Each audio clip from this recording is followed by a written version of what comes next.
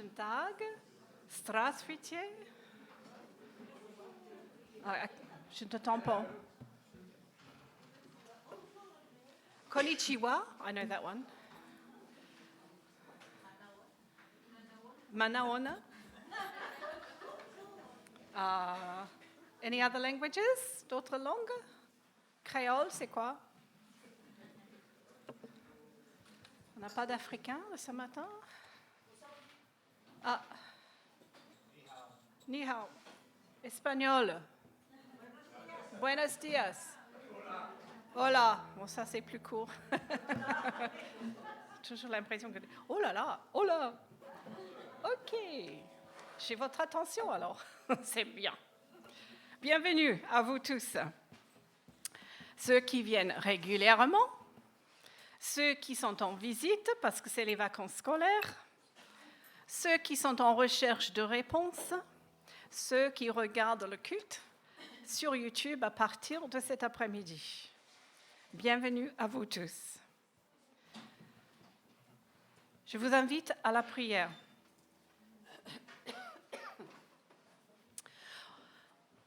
Seigneur, aujourd'hui, nous nous rassemblons en tant que frères et sœurs en Jésus-Christ et nous reconnaissons en toi, ô Dieu Tout-Puissant, tu es le Maître de tout, tu es le Père de tous, le décideur final de l'histoire de ce monde. Nous reconnaissons en toi, Seigneur, le Dieu de la justice, de la miséricorde, le Dieu d'amour. Esprit Saint, accompagne-nous dans nos louanges et notre adoration de notre Dieu si grand. Inspire-nous ce matin de vivre cette justice, cette miséricorde et cet amour. Au nom de Jésus-Christ qui a rendu tout cela possible. Amen. Amen.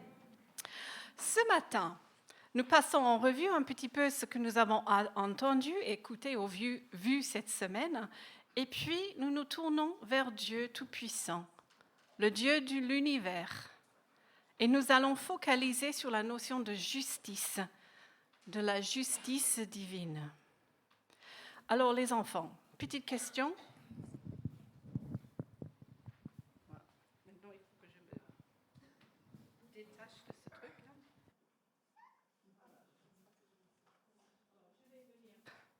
Ici, je vise ces enfants là-bas. Je vise... Oh, elle est trop petite, elle. Alors, donc c'est vous.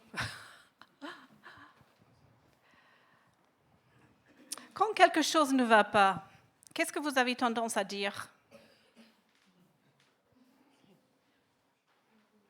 Qu'est-ce que vous dites souvent? Quelque chose ne va pas. Great. Qu'est-ce que tu voulais dire? Est-ce que cette phrase « mais c'est pas juste », ça vous dit quelque chose? Vous le dites de temps en temps? Non. Jamais? Jamais. Alors les adultes, est-ce que vous le dites parfois? Ce n'est pas juste. Eh oui. Mais j'aimerais savoir ce que ça veut dire quand on dit à quelqu'un ou à maman ou à papa, mais ce n'est pas juste. Qu'est-ce que ça veut dire?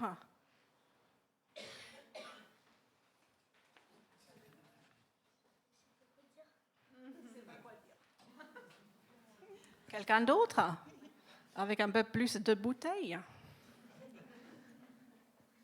Qu'est-ce que ça veut dire? C'est pas juste.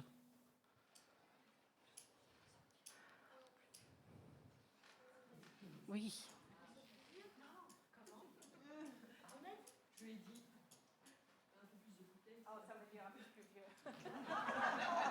Pardon, j'utilise des vieilles phrases. Hein?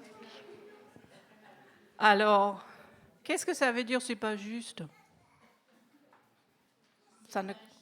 C'est injuste. Qu'est-ce que ça veut dire, c'est injuste? Trop facile. C'est quelque chose qui est anormal par rapport à quoi?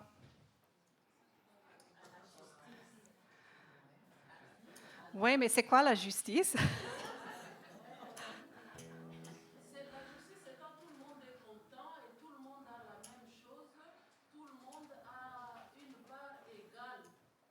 D'accord. J'aurais dit égalité, plus que justice, pardon.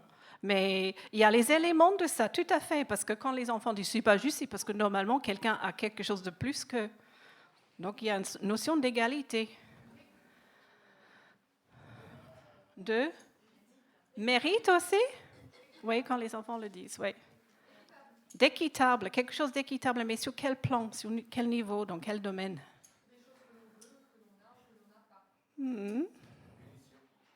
Punition aussi. Ah, il y a une notion de punition dans la justice, oui. Donc ça veut dire quoi? Qu'il y a une notion de quoi? Du droit, et puis un sens des valeurs, mais de sens de ce qui est et ce qui est, voilà, la justice. Un sentiment ou un sens, c'est pas un sentiment, c'est un sens ou une notion de ce qui est juste et de ce qui n'est pas juste, ce qui est bien et ce qui est mal. Et là, on base ces décisions-là sur quoi? Je continue.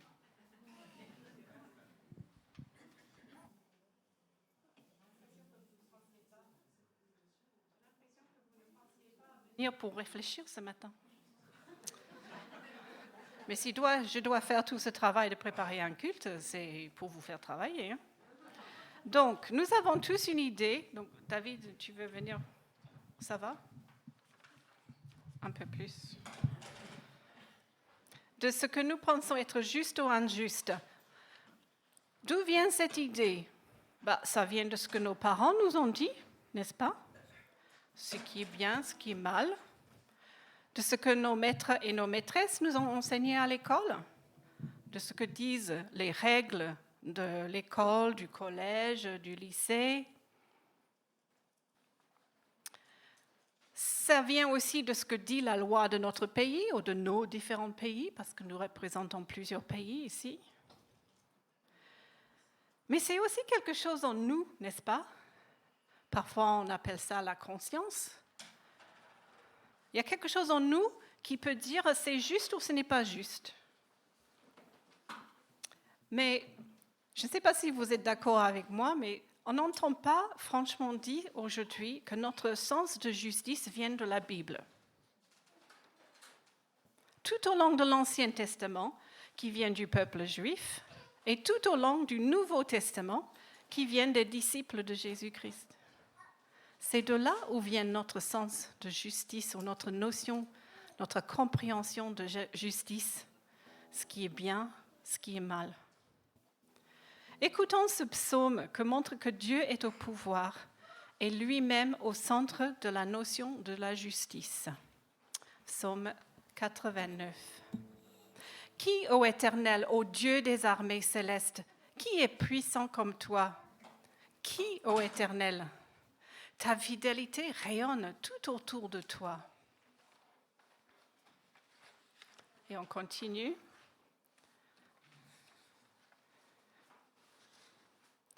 C'est par ton bras puissant que tes ennemis ont été éparpillés de tous les côtés. À toi appartiennent le ciel et à toi la terre. Le monde et son contenu, tu les as fondés. Et ensuite, ton bras est armé de force, ta main est puissante et ta droite est exaltée. Les assises de ton trône sont justice et droit. Alors, je ne sais pas si les enfants, vous comprenez cette idée d'assise du trône, mais sur un trône, il y a la structure sur laquelle on s'asseye. Et pour Dieu, il s'asseye sur la justice et le droit, c'est-à-dire que son règne est fondé sur la justice et le droit. L'amour et la vérité marchent devant toi. Ah, qu'il est heureux, le peuple qui sait t'acclamer. Éternel, à ta lumière, ton peuple peut cheminer. Il se réjouira sans cesse que tu sois son Dieu. Et c'est grâce à ta justice qu'il peut s'élever. C'est grâce à ta justice que ton peuple peut s'élever. Donc je vous invite à vous élever. Vous lever, pardon. pour chanter 2 cantiques, vieux cantiques de suite. Notre Dieu règne encore, c'est l'affirmation de sa puissance, de sa place de maître de l'univers. Et puis les cieux et la terre qui le louent comme nous pouvons le louer. Pendant le 2e chant, les enfants peuvent partir avec leur moniteur et leur monitrice de l'école de dimanche. OK? Si vous voulez.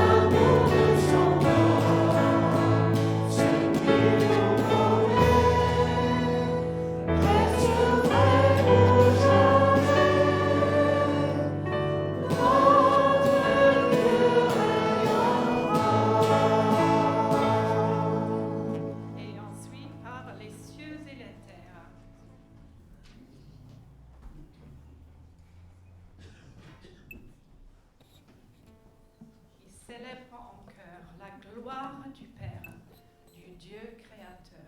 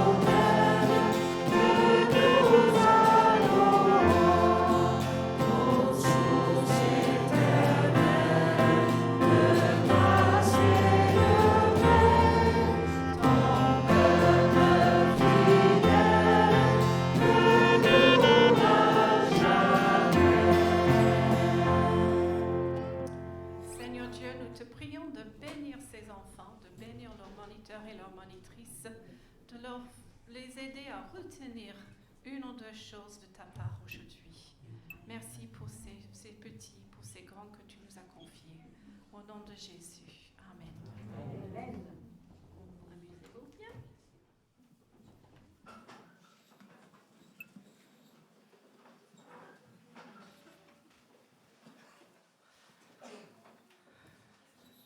Qu'est-ce que ça fait du bien de venir à l'église, de chanter les louanges, de nous nourrir par des temps de prière, de l'écouter, le rappel de la parole de Dieu et de nous voir les uns les autres. Ça fait plaisir de vous voir. Mais saviez-vous que nous pouvons aussi exprimer nos doutes? Nous pouvons aussi avoir un temps où notre désarroi de ce que nous vivons ou de ce que nous voyons autour de nous sort pendant un culte en commun. Nous pouvons lamenter sur ce qui ne va pas. Le peuple d'Israël se lamentait ensemble. Vous n'avez qu'à regarder les psaumes. Il y a un tiers des psaumes qui sont des lamentations où on s'adresse à Dieu. Mais attention, lamentation n'est pas se plaindre. Il y a une différence. Une lamentation contient un appel à Dieu. Une plainte, c'est vrai, parce que c'est là où on dit à Dieu ce qui ne va vraiment pas, qu'on a assez, ça suffit. Mais une lamentation peut aussi contenir un rappel de la fidélité de Dieu par le passé, pour le rappeler qu'on compte sur cette fidélité pour la suite. Il peut y avoir une confession de péché dans cette lamentation. Ben oui, je sais, c'est ma faute en fait que ces choses m'arrivent. Je prends la responsabilité. Mais ça peut aussi contenir une attestation d'innocence. Là, Seigneur, j'ai fait le point avec toi, je ne vois pas en quoi j'ai péché pour attirer ce malheur sur moi. Mais une lamentation est surtout une expression de confiance en un Dieu tout-puissant, un Dieu de justice qui va rétablir le bon ordre des choses. Essayons de repérer ces différentes parties dans les extraits du psaume 35. On commence par le verset 15. « Je suis tombé dans le malheur. Les voilà qui s'attroupent en triomphant à mon sujet, donc mes ennemis. » Oui, ils s'attroupent contre moi. Ce sont des gens violents que je ne connais pas. Sans répit, ils m'outragent. Voilà, les adversaires ou des situations adverses qui viennent nous peser. Ensuite, il y a un appel à Dieu. « Seigneur, comment supportes-tu cela? Comment est-ce que tu peux continuer à laisser ces choses se passer? Soustrais ma vie à leur service. Qu'est-ce que ça te dit, ça? Pourquoi? Ma vie qui m'est précieuse à ces lions. Pourquoi est-ce que je suis livrée à ces circonstances? Mais ensuite, je te rendrai hommage dans la grande assemblée. Donc avec mes frères et mes sœurs, je vais rendre hommage à toi. Je te louerai avec la foule immense. » Pourquoi? Parce qu'on a cette certitude. On l'appelle « Interviens donc ». Oui, interviens pour défendre mon droit, toi, mon Dieu, mon Seigneur, pour prendre en main ma cause.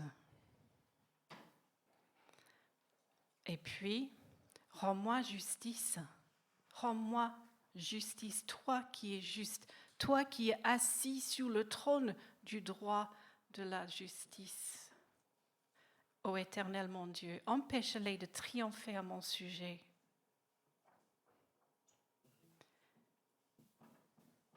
Alors, ceux qui désirent voir mon droit rétabli pourront se réjouir et ils crieront de joie en répétant sans cesse que l'Éternel est grand, lui qui désire le bonheur de son serviteur.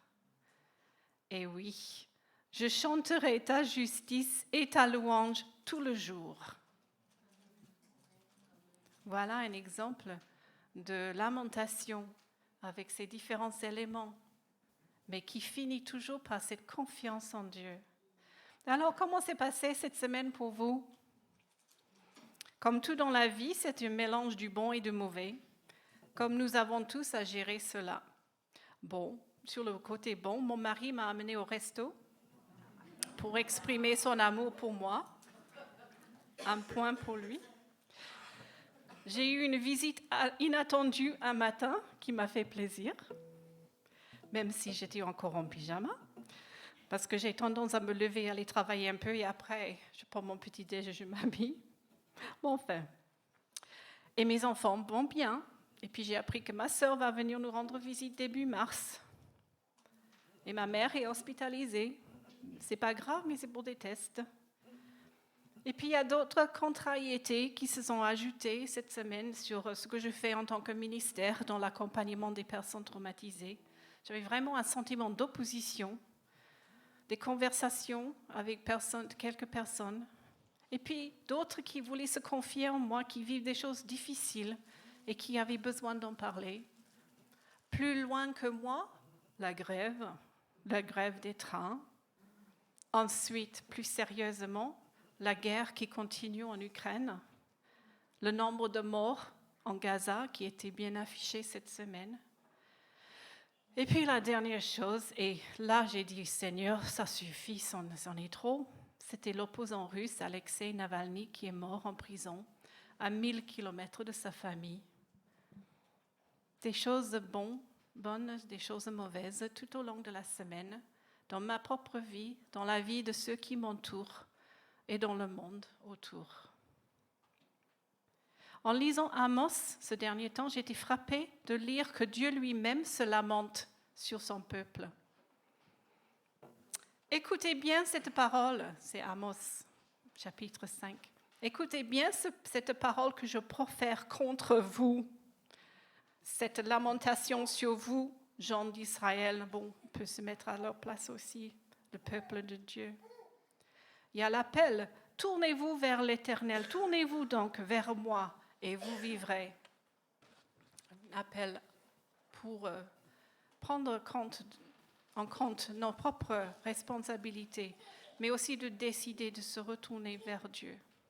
Efforcez-vous de faire ce qui est bien et non ce qui est mal, afin que vous viviez et qu'ainsi l'Éternel Dieu des armées célestes soit vraiment avec vous.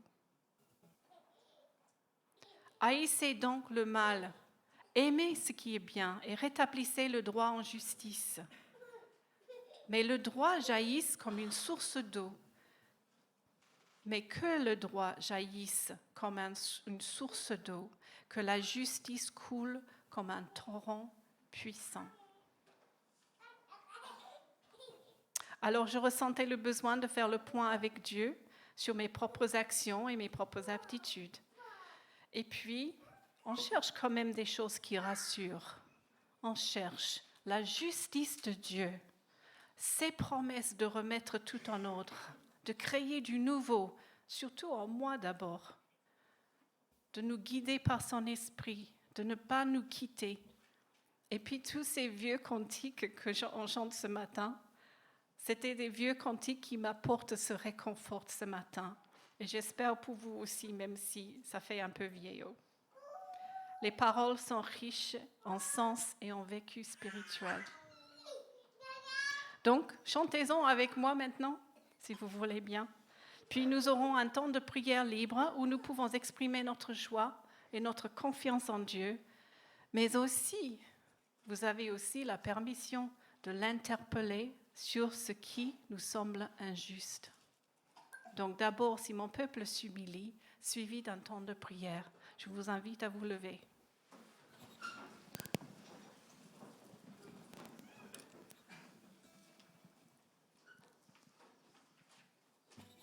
Thank you.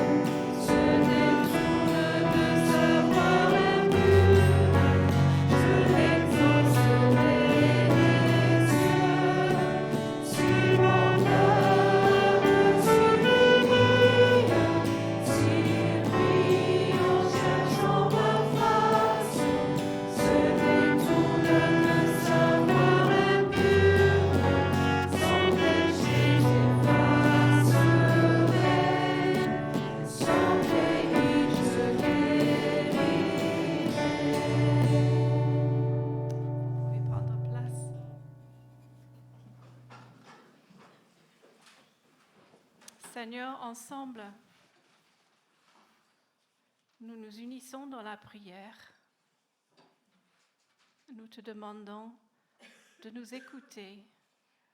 Merci pour cette patience et cette écoute que tu as pour nous.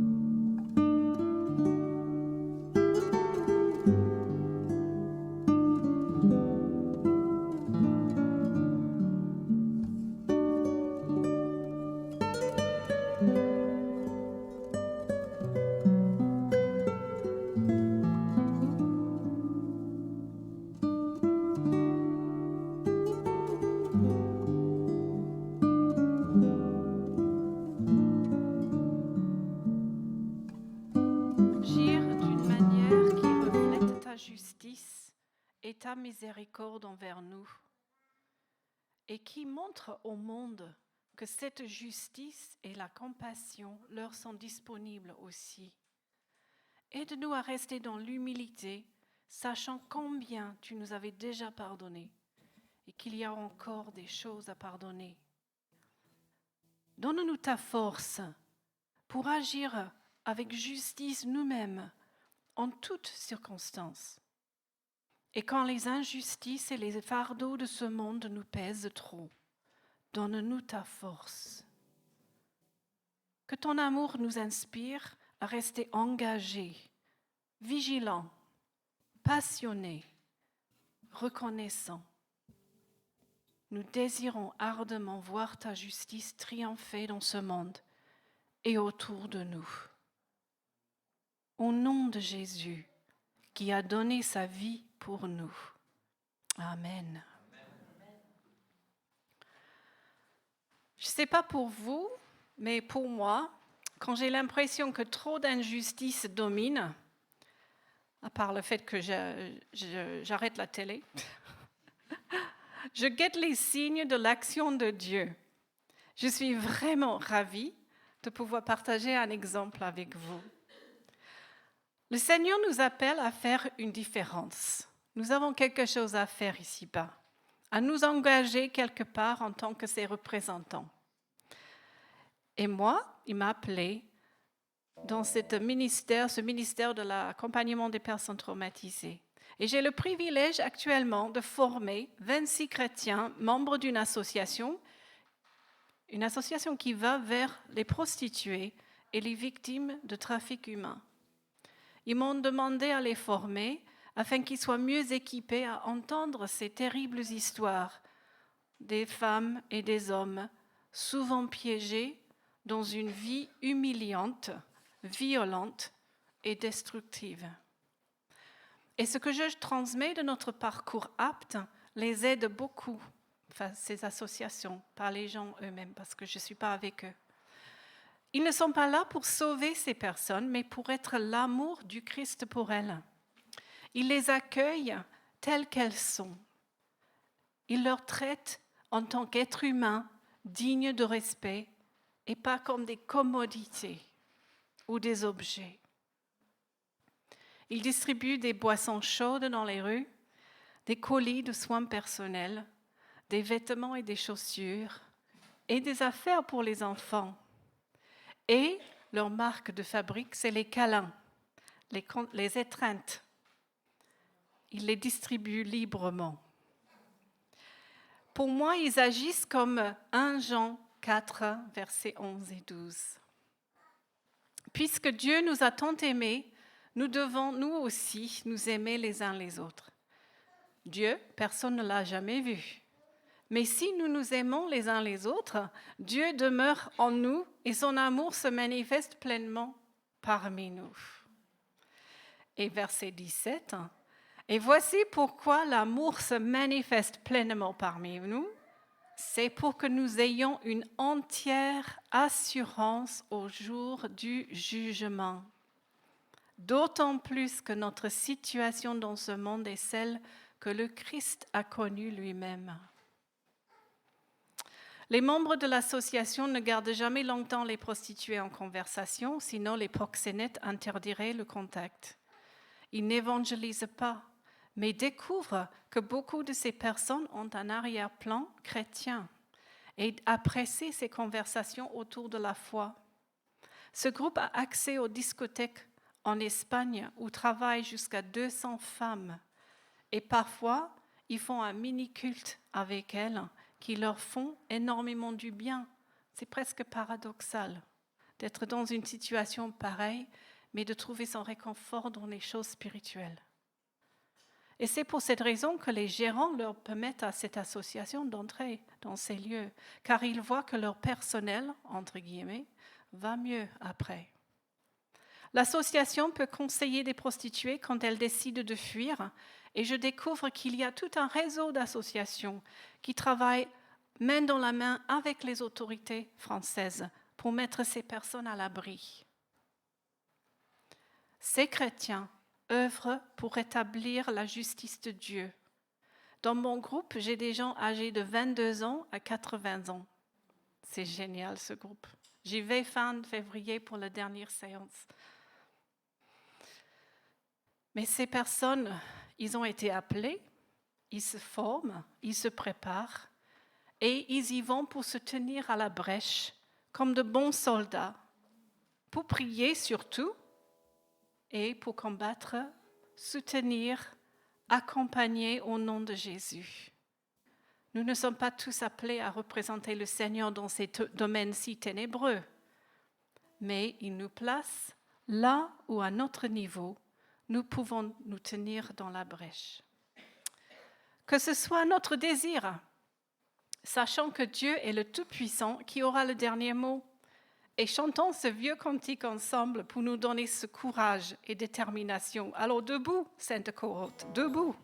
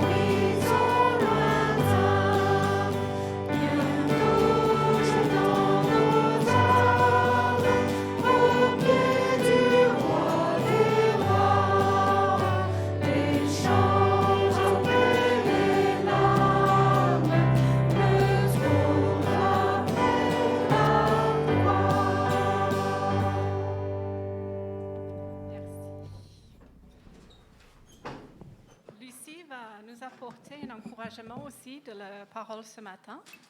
Je prie pour elle pendant qu'elle se prépare. Seigneur, merci pour Lucie. Merci pour ce que tu as mis sur son cœur à partager avec nous ce matin. Que ces paroles trouvent racine dans notre cœur, dans notre âme, et que nous puissions grandir en toi encore aujourd'hui. Au nom de Jésus. Amen.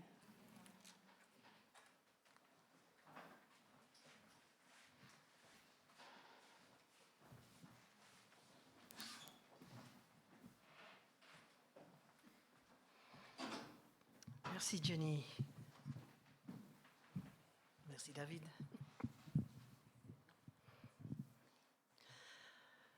Il y a quelques semaines, en lisant un article, je me suis trouvée face à une traduction anglaise d'un verset dans la Bible qui m'a fortement interpellée. Ce verset dit en français Romains 12, 11. Ayez du zèle et non de la paresse. Soyez fervents d'esprit, servez le Seigneur. Ne soyez pas paresseux, ayez du zèle. Mais dans la version anglaise, je lisais Don't burn out. Ou en français, évitez le burn-out, évitez l'épuisement. Et si vous suivez un peu l'actualité depuis quelques années déjà, on nous parle souvent du burn-out. Le bon terme en français, c'est l'épuisement professionnel, mais depuis quelques années, on dit aussi l'épuisement personnel, non pas seulement physique, mais d'abord psychique. Alors trouver ce mot très à la mode dans une traduction de la Bible, ça m'a interpellé. Donc je vous propose de regarder de plus près ce phénomène de burn-out afin de comprendre ce que cela peut bien venir faire dans la Bible. Au début, quand on parlait du burn-out, cela ne concernait que certaines catégories de professions, celles de la santé, du social, de l'éducation, des soins aux personnes. Les psychologues, d'abord, ont voulu expliquer le burn-out. Quand dans le travail, on est au service de l'être humain, d'autrui, on est plus impliqué émotionnellement que lorsqu'on travaille derrière une machine, dans les espaces verts, ou à saisir des textes, ou à aligner des chiffres. Quand on travaille avec l'être humain, on est confronté à ces expressions d'émotion. Et ces expressions évoquent chez le travailleur lui-même, tout autant humain, une réaction aussi émotionnelle. On apprend à ces professionnels de la santé, du social, de l'éducation à prendre la bonne distance, à gérer leurs émotions. Il y a des techniques, des méthodes de travail pour cela. Mais n'empêche que, à la longue, cela peut devenir usant d'avoir à gérer les émotions qu'autrui évoque en nous au travail. Puis petit à petit, on a commencé à parler du burn-out pour d'autres secteurs. Et lorsque je faisais les recherches pour mon doctorat en théologie, je me suis aperçu qu'aux États-Unis, depuis les années 90, on employait ce terme aussi pour les pasteurs qui, découragés, éprouvaient le besoin et ont commencé à avoir droit à un congé sabbatique. Mais depuis, aussi en France, on parle de l'épuisement professionnel dans tous les secteurs, même pour les fonctionnaires dans des boulots administratifs. Alors les sociologues, à leur tour, ont cherché des explications. Le travail a beaucoup moins de sens qu'avant.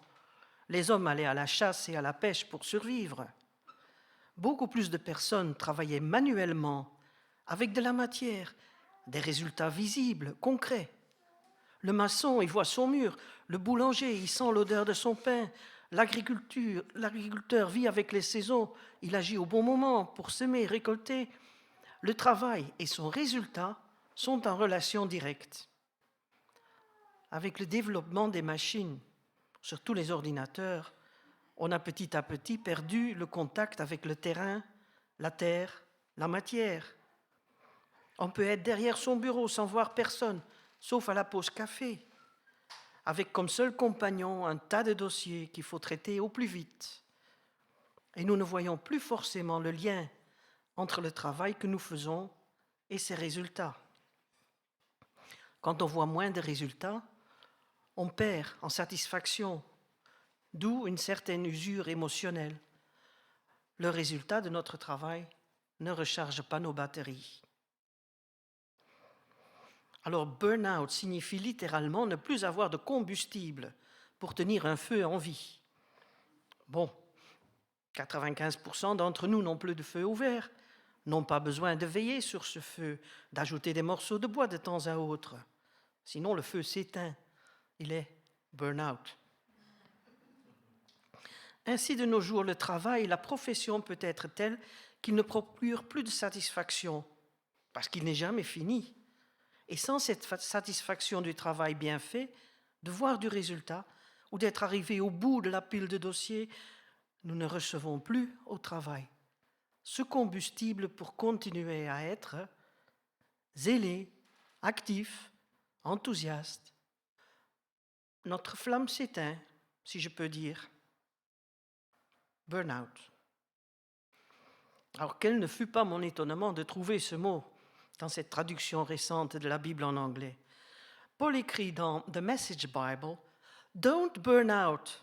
Keep yourselves fueled and aflame. » En français, Google traduit par « Ne vous épuisez pas, gardez-vous alimentés et enflammés. » Évitez le burn-out, l'épuisement. Ayez toujours du carburant pour garder votre flamme allumée.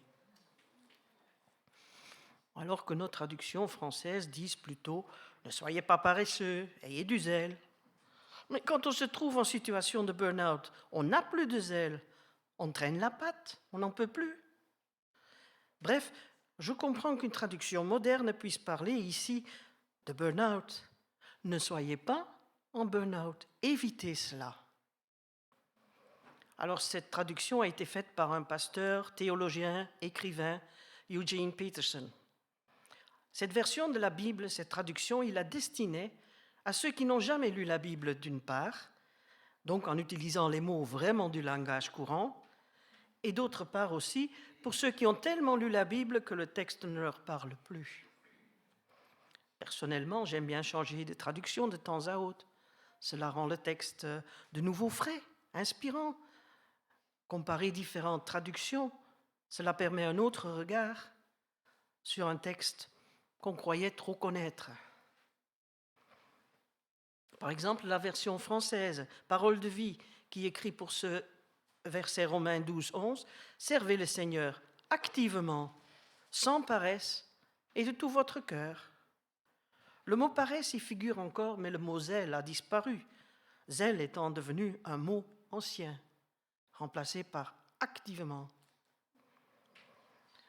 Alors, pour être zélé non paresseux, pour avoir notre flamme allumée, il nous faut du carburant. Comment faire pour éviter le burn-out? Alors, plusieurs études universitaires ont été menées pour comprendre le burn-out chez les pasteurs. Quels sont les facteurs qui le favorisent ou, au contraire, aident à l'éviter? Parmi ces facteurs, il y en a une qui a retenu toute mon attention. Il y a certains pasteurs qui se définissent plutôt comme au service d'autrui, et d'autres se disent d'abord au service du Seigneur. Les premiers vont chercher à répondre aux demandes des paroissiens et seront plus sensibles à leurs critiques.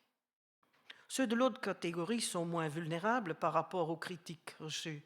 Ils disent « Je travaille pour mon Dieu ». Je vous y invite à réfléchir dans votre contexte de travail, au boulot, à la maison, dans la famille. Pour qui travaillez-vous? Pour votre patron? Pour votre conjoint? Pour vos clients? Pour vos enfants? Le patron, le conjoint, les enfants et les clients, ils ont quelque chose en commun. Ils ne sont jamais complètement satisfaits. J'ai entendu un amen. Ok. Dans ce sens de vous pouvez toujours travailler de mieux que vous pouvez, il y aura toujours une nouvelle tâche, une nouvelle demande, un lendemain, un nouveau besoin. Vous connaissez ces complaintes. Métro, boulot, dodo. Ce qui veut dire, ça ne s'arrête jamais. Et l'épouse, la mère d'excellence, qui soupire, mais on n'a jamais fini. L'épuisement physique est une chose, l'épuisement professionnel est autre chose. Et puis, j'ose même parler de l'épuisement dans le service de Dieu. Si Paul pense utile d'écrire aux Romains qu'il faut être zélé et pas paresseux, c'est bien parce qu'il reconnaît que le risque est réel de perdre son zèle et de devenir paresseux. Comment l'éviter? Écoutez ce que Paul écrit aux Colossiens. Tout ce que vous faites, faites-le de bon cœur, comme pour le Seigneur et non pour des hommes. En effet, vous le savez, le Seigneur va vous récompenser. Vous recevrez les biens qu'il garde pour son peuple. Le Maître, c'est le Christ. C'est lui que vous servez. Changement d'optique, de perspective. Non, je ne travaille pas pour le patron, les clients, le collègue. Non, je travaille pour le Seigneur. C'est parce que je sers le Seigneur que je travaille pour eux. Tout ce que vous faites, faites-le comme pour le Seigneur. Le Maître, c'est le Christ, c'est lui que vous servez. Qu'est-ce que cela change? Deux choses que je voudrais mettre en évidence. D'abord, la tendance à râler. Alors, vous connaissez ces expressions. Le chef trouve que j'en fais pas assez. Mon mari voit ce que je n'ai pas fait, mais il ne voit pas ce que j'ai fait. C'est injuste. Ils ont tort. J'ai droit à plus de reconnaissance, de gratitude. Je me sens lésé dans mes droits. Mais si je considère que je travaille pour le Seigneur, je peux avoir ma conscience tranquille si j'ai fait au mieux. C'est lui ma récompense. Je deviens moins sensible au manque de reconnaissance, au manque de satisfaction du travail bien fait, parce qu'il n'est jamais terminé. Je l'ai fait pour le Seigneur.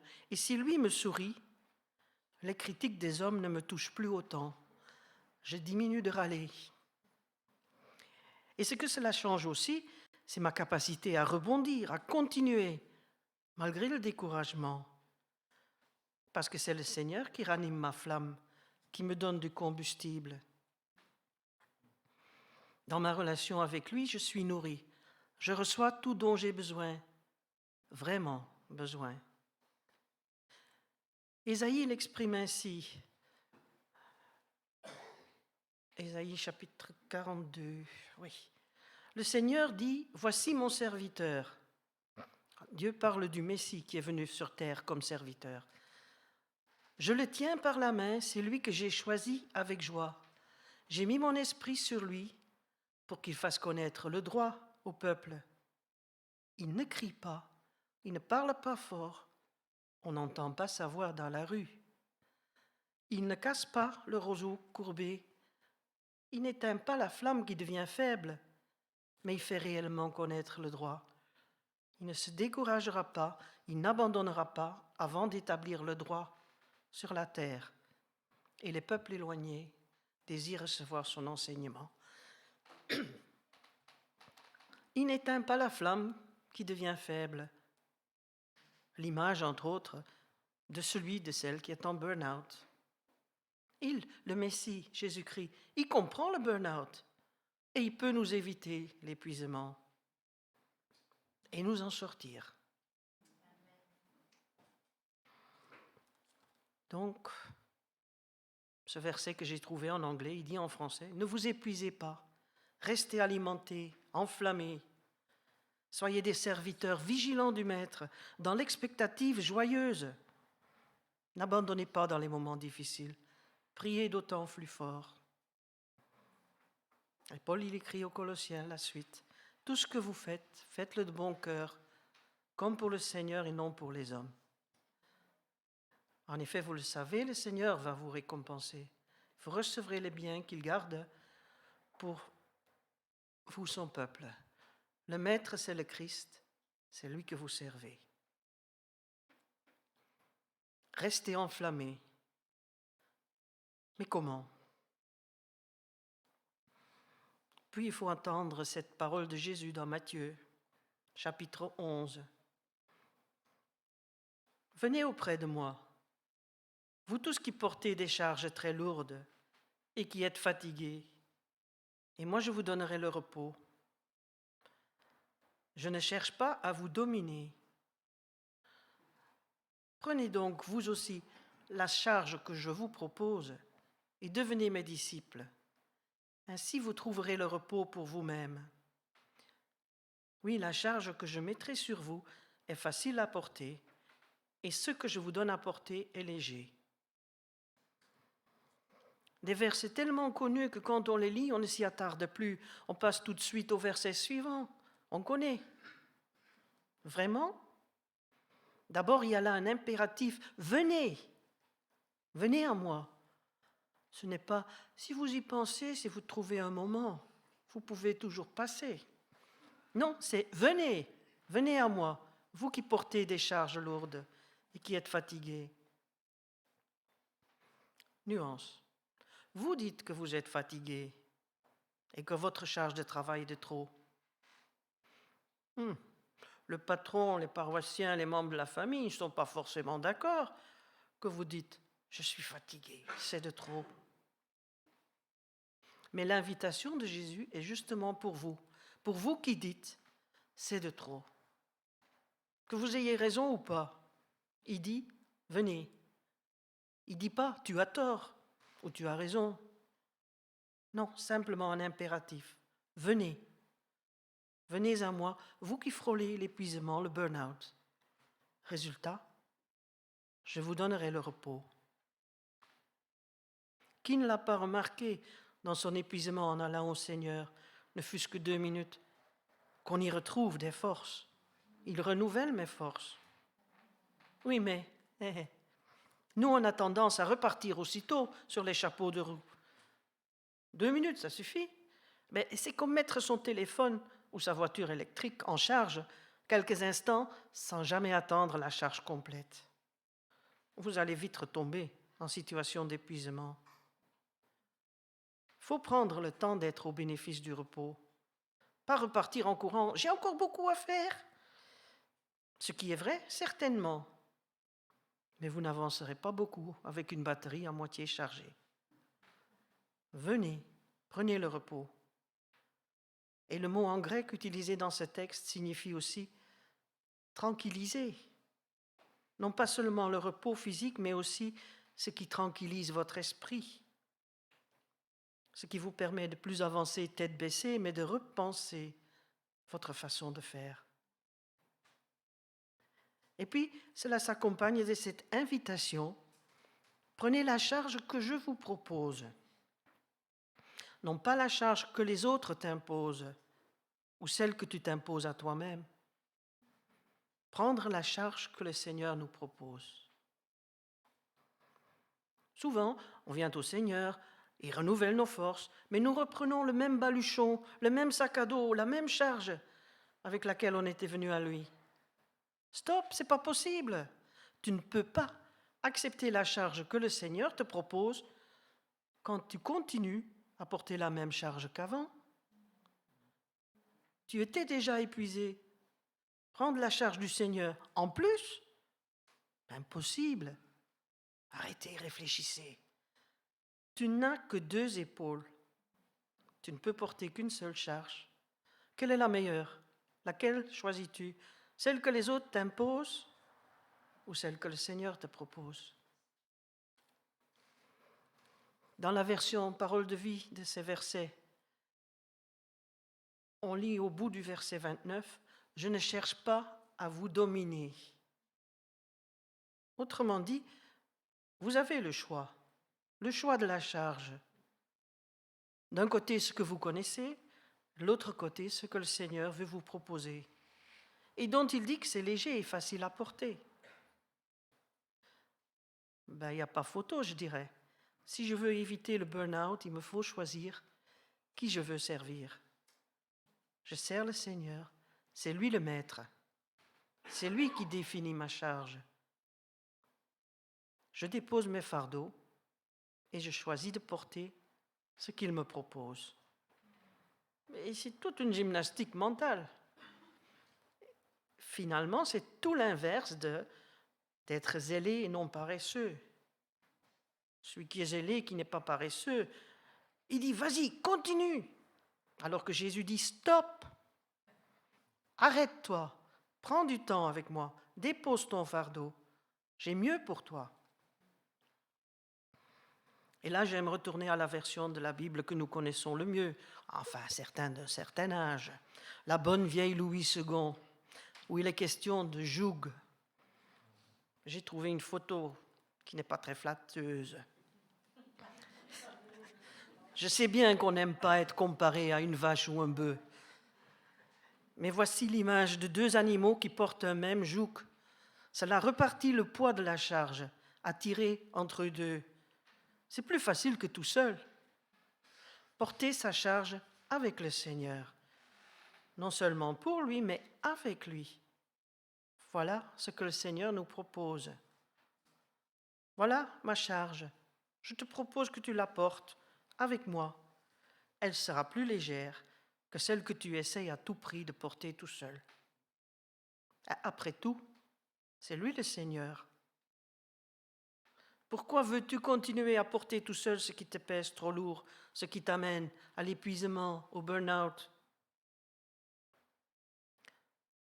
Ouais, j'entends quelques petites voix intérieures, des personnes qui pensent « Mais moi je suis retraité, je suis plus actif, je ne suis que femme au foyer, je suis encore qu'un étudiant, ou je suis au chômage, ou je suis en invalidité, donc tout ceci ne me concerne pas, je ne peux pas être en burn-out. » Mais si vous êtes concerné,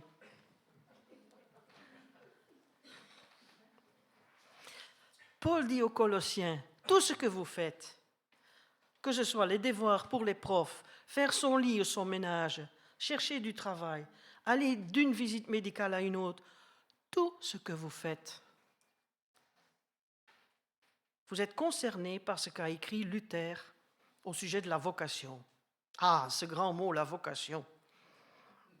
On associe à la vocation d'être pasteur, de devenir missionnaire, du moins médecin ou un autre métier noble au service des autres. Ça, c'est une vocation. Mais Luther a été le premier à associer les termes vocation et métier. C'est ce qu'a écrit le sociologue allemand Max Weber. Allez, un peu d'allemand pour changer, pas que de l'hébreu et du grec. Il y a le mot Ruf en allemand, que l'on traduit par appel. Tout de suite, on pense au ministère.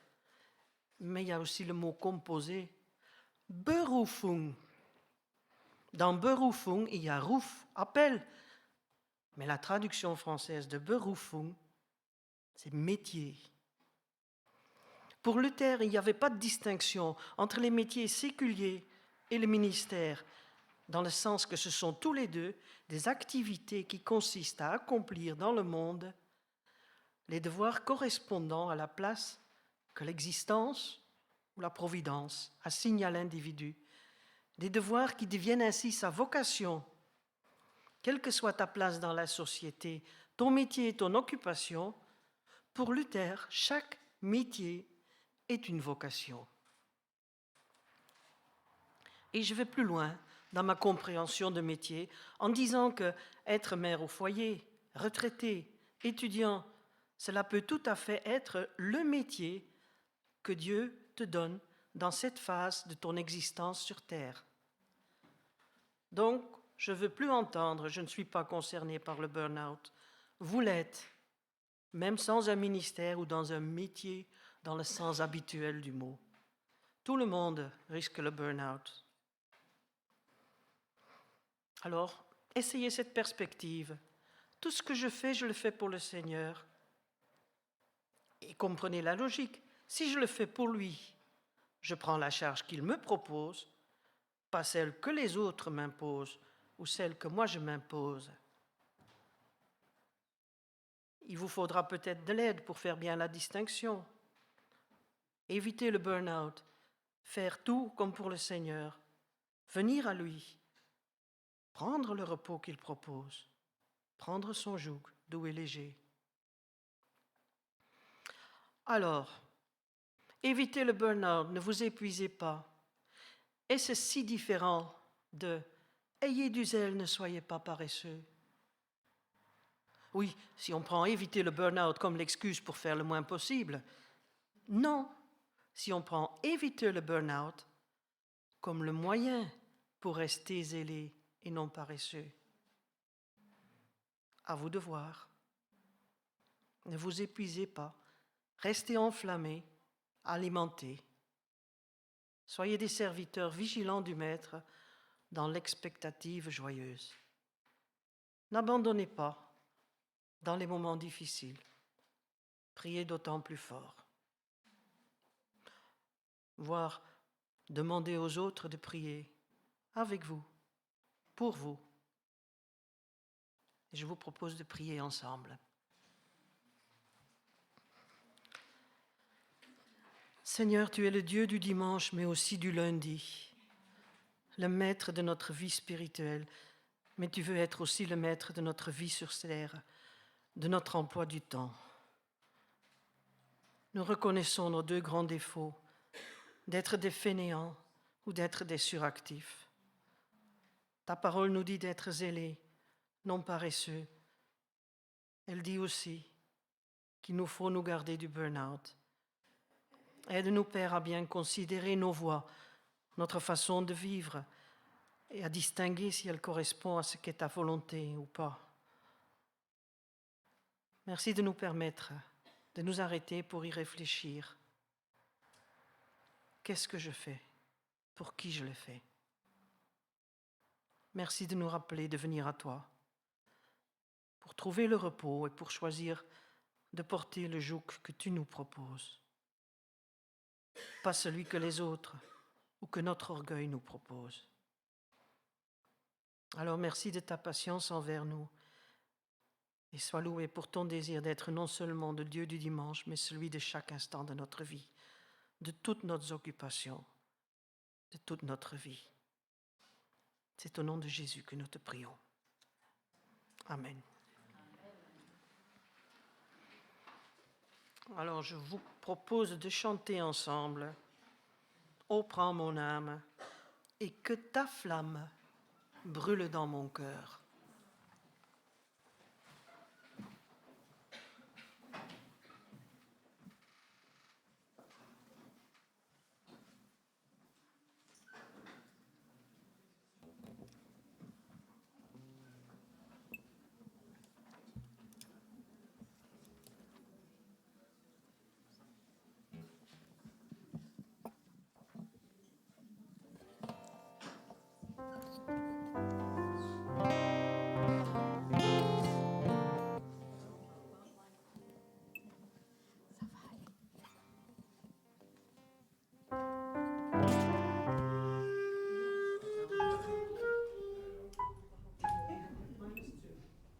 C'est le piano.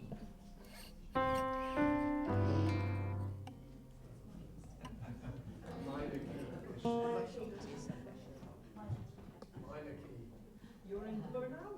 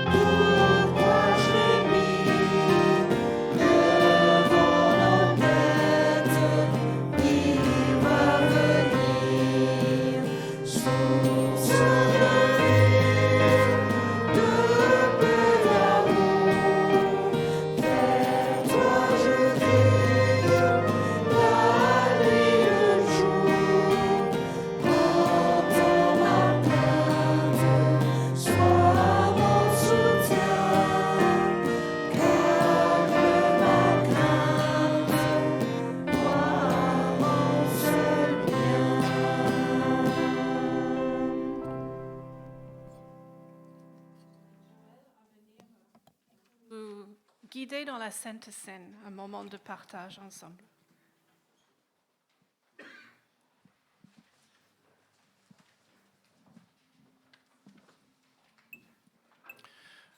Vous pouvez reprendre place. Pour ce moment de commémoration et de communion, nous pouvons réentendre juste quelques versets des évangiles qui nous racontent ce qui s'est passé le soir lors du dernier repas que Jésus a pris avec ses disciples avant de mourir sur la croix. Nous lisons, pendant le repas, Jésus prit du pain et après avoir prononcé la prière de bénédiction, il le partagea et le donna à ses disciples en leur disant « Prenez et mangez, ceci est mon corps ». Il prit ensuite une coupe de vin et après avoir remercié Dieu, il la leur donna en disant « Buvez-en tous, car ceci est mon sang, le sang de l'alliance de Dieu qui est versé pour une multitude pour le pardon des péchés. Je vous le déclare, dès maintenant, je ne boirai plus de ce fruit de la vigne jusqu'au jour où je le boirai nouveau avec vous dans le règne de mon Père. »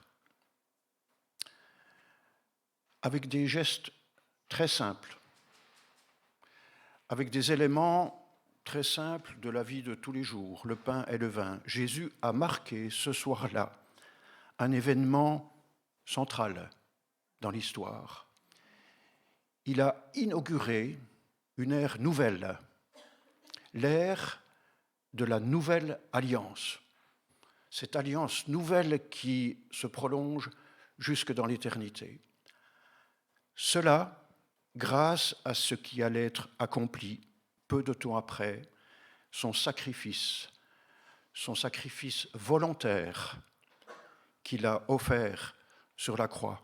Les hommes l'ont cloué sur la croix, mais Jésus avait dit « Personne ne m'ôte la vie, je la donne de moi-même ». Sur la croix, Jésus a pris notre place. Il a payé pour nous. Maintenant, tous ceux qui peuvent confesser cela et qui reconnaissent dans le pain et le vin le corps et le sang du Seigneur Jésus, mort sur la croix, à votre place, si vous reconnaissez cela personnellement, je vous invite à vous lever maintenant pour partager ces éléments ensemble. Vous pouvez vous lever, la distribution sera faite. Je demande à René, Pascal et José de s'approcher. La distribution sera faite, nous nous attendrons les uns les autres et nous prendrons ensemble ces éléments maintenant.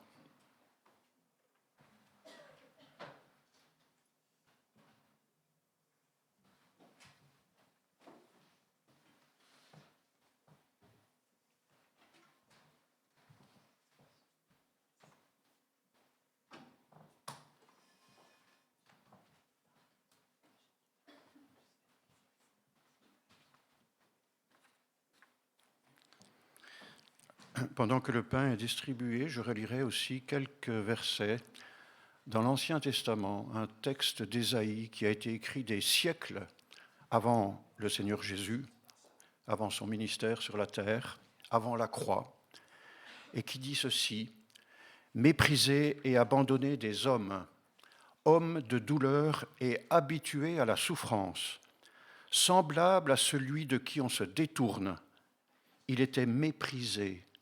Nous ne l'avons pas estimé. En fait, ce sont nos souffrances qu'il a portées. C'est de nos douleurs qu'il s'était chargé. Et nous le pensions atteint d'un fléau, frappé par Dieu et affligé. Or, il était transpercé à cause de nos transgressions, écrasé à cause de nos fautes. La correction qui nous vaut la paix est tombée sur lui, et c'est par ses meurtrissures que nous avons été guéris. »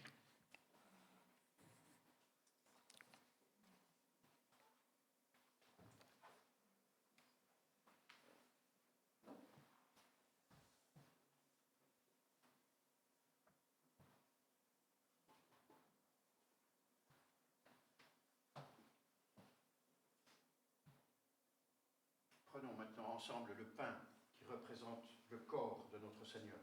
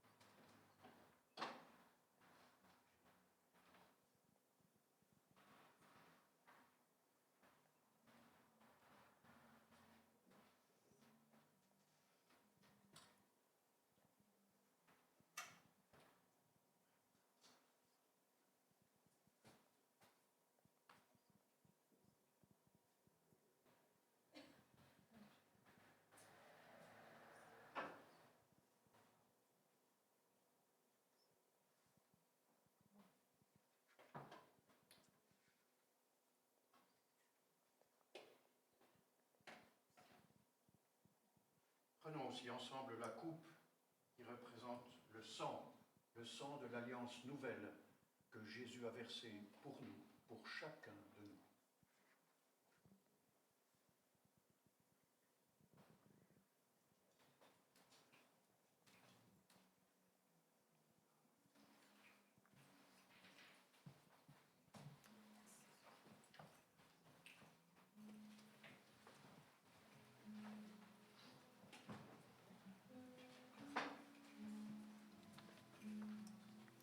Avant de vous asseoir, je vous invite à chanter. Christ nous précédant, nous avons fait la paix avec lui à travers ce repas pris en commun.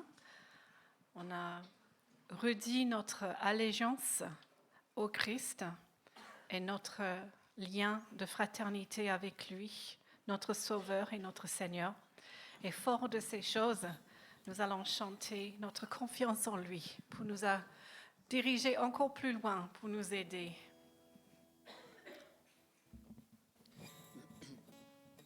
Au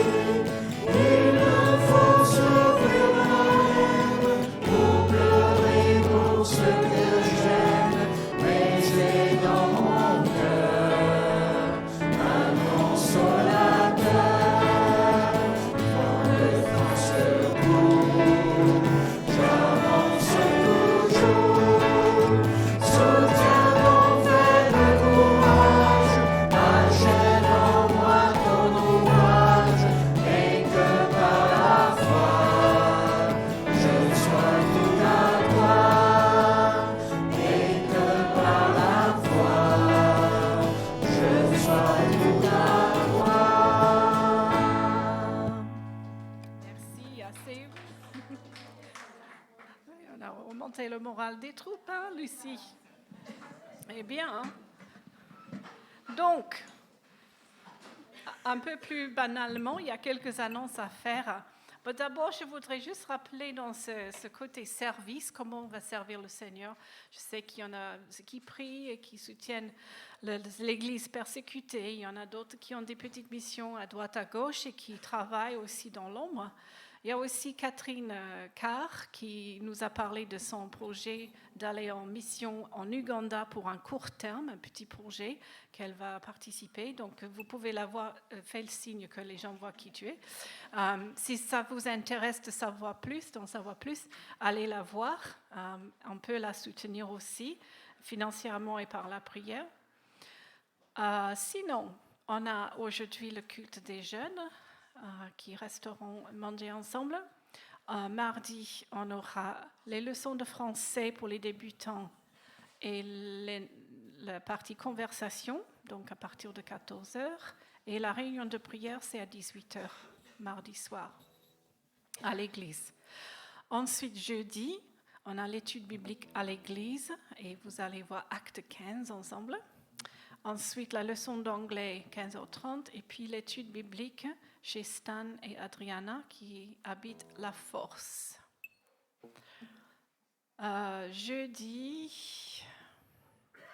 Vendredi, groupe de maison de Mouledier, donc c'est chez Jean-Patrick et Hélène. Si vous voulez participer, faites coucou, comme ça ils vont venir vous voir, hein, vérifier où vous habitez. Après, samedi, 9h30 le matin, réunion de conseil, café croissant, non? C'est juste une suggestion. Et puis l'après-midi, il faut une répétition pour le culte du lendemain à 14h. Ensuite, donc, le culte bien à 10h le matin.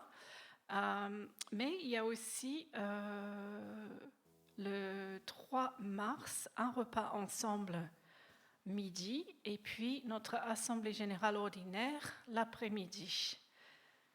Donc il y aura les convocations qui sortent bientôt, et si vous ne pouvez pas y assister, il y aura des pouvoirs à remplir. Je vous rappelle aussi qu'il y a la possibilité il y a les possibilités de faire votre dîme, de donner votre offrande aussi à l'œuvre du Seigneur. Donc, il y a des boîtes de chaque côté, des portes là, de sortie ou d'entrée. Donc, vous pouvez faire ça, ou bien vous pouvez aussi faire un RIB ou un prélèvement régulièrement, si c'est plus commode. Et vous allez voir Lucie par rapport à ça. Ensuite, Jean-Patrick. Juste une petite annonce à faire. Je cherchais le cahier de la bibliothèque où sont inscrits les sorties et les rentrées. Donc, quelqu'un l'a consulté. Voilà, je pense qu'il y a juste oublié de le remettre. De le remettre. Oh. Voilà. D'accord. Je vous remercie. C'est qu'il va revenir bientôt. D'accord. Donc, le cahier où on marque les livres qu'on a empruntés, ils sont, en vadrouille en ce moment, il nous faut le retrouver. Est-ce qu'il y a d'autres annonces? De la main tendue. Ah oui, donc là, pardon, Anne. De la main tendue qui est aussi prévu le 3 mars après le culte, vers 11h30. D'accord. Donc, la main tendue, c'est l'association 1905 1 de l'Église, donc c'est notre arme sociale. Ce qu'on dit? Jenny, Oui.